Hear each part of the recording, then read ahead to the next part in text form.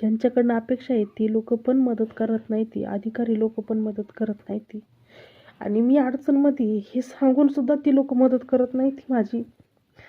आणि सांगतात तुमच्या घरचं प्रॉब्लेम येते, तुम्ही कशाला लोन काढून द्यायचा. म्हणजे त्यांच्याकडनं तर पोलिसांकडनं तर ही अपेक्षा नव्हती मला.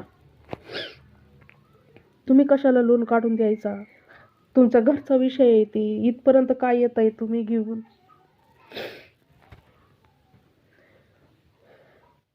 ग्रामपंचायतीकडून पण काही अपेक्षा नाही ठेवू शकत, तिथून काही त्यांचा रिटर्न फोन पण आला नाही का काहीच नाही.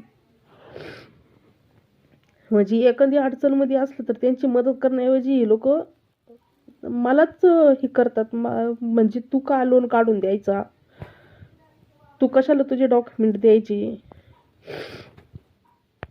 तुम्हाला सर्वांना हात जोडून विनंती आहे की हा व्हिडिओ योग्य लोकांपर्यंत पोहोचवा, जेणेकरून मला थोडीशी मदत भेटेल. शेअर करा व्हिडिओला.